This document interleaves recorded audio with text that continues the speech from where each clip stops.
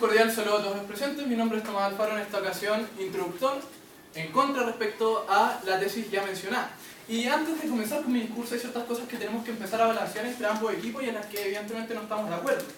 En primera instancia, la contraparte parte definiendo y nos define discriminación positiva como aquellos grupos infravalorados. Hay que entender que esta definición es arbitraria, puesto que no necesariamente estamos hablando de grupos, de grupos infravalorados, sino que estamos hablando de grupos que en este caso son determinados por el Estado y que poseen distintas condiciones, que no necesariamente propenden a la infravaloración, sino que simplemente son distintas. Hablando entonces de la definición, estamos de acuerdo, ¿cierto? Cuando hablamos de que es momento, estamos hablando de que hoy y que por tanto se indica en el tiempo presente. Ahora bien, cuando la contraparte nos define la tesis como una tesis de hecho, hay que decir que tampoco estamos de acuerdo. ¿Por qué? Porque la contraparte nos dice que, claro, es o no es el momento. Sin embargo, aquí no solamente se evalúa lo situacional, si es el momento o no es el momento, sino que también se evalúa un cambio, que en este caso es dejar de realizar una acción que en el status quo sí se realiza, que en este caso es la discriminación positiva. Es por tanto que la naturaleza de la tesis, por lo que ya justifiqué, nos llama a hablar sobre un cambio, en este caso un cambio en el status quo y no solamente a probar si es que un hecho ocurre o no ocurre.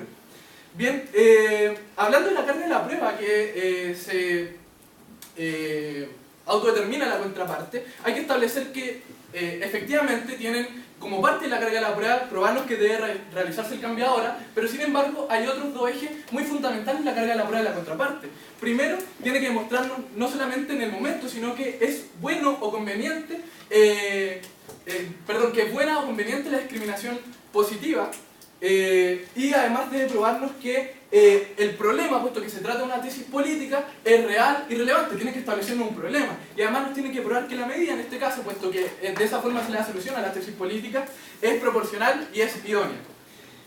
Hablando del tema de la proporcionalidad, evidentemente es que generen mayores beneficios que perjuicios. Respecto a la definición de pueblo originario, hay que entender que son aquellas, bueno, actualmente se definen como aquellos los que fija la CONADI y que son grupos que básicamente se asentan desde antes de la llegada de los españoles y que además poseen su propia cosmovisión. Es precisamente ese el factor del que le hablaba y que precisamente lo hace distinto.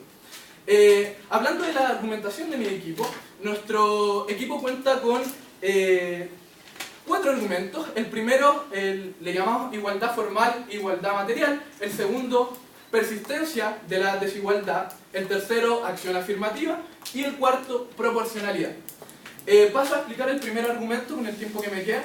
Hay que entender que la igualdad, la igualdad, hay que entender ciertos conceptos del Estado. Todo Estado nace de un pacto social, ¿cierto? Donde individuos que poseen una libertad intrínseca ceden parte o guardan su propia libertad para favorecer la igualdad. En ese sentido se entiende que la igualdad es buena y además que no es un principio abstracto, es decir, vamos a hablar que la igualdad se puede concretizar de dos maneras.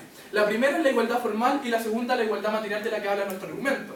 Hablando de la igualdad formal, hay que entender que la igualdad formal refiere cuando se dan grupos con las mismas condiciones y por tanto se justifica por parte del Estado, en este caso, la aplicación de la misma norma, puesto que los grupos son iguales. Sin embargo, existe otro tipo de concretización de la igualdad, que en este caso nos habla acerca de la igualdad material. Y que nos dice que, que cuando tenemos grupos con distintas capacidades, o con diferencias sustanciales, se justifica la aplicación de una norma distinta. Y en este caso, por tanto, cuando tenemos pueblos originarios que por esencia poseen una cosmovisión, una forma de ver la realidad distinta, se justifica también un trato distinto y por tanto la aplicación de una norma distinta. Explicando también el segundo argumento, para facilitar el trabajo de nuestro argumentador, hay que entender que la persistencia de la igualdad se vincula también con lo que le estaba explicando. ¿Han existido pueblos originarios? Siguen existiendo y parece razonable que sigan existiendo por lo menos por un momento actual, ¿cierto? A eso nos llama a discutir la tesis. Y es por tanto que mientras existan pueblos originarios, existirá la necesidad, la obligación de concretizar una igualdad material, puesto que estamos hablando de realidades distintas y realidades que enfrentan a distintas cosmovisiones. Habiendo entonces finalizado el primer y segundo argumento, es que termino mi discurso.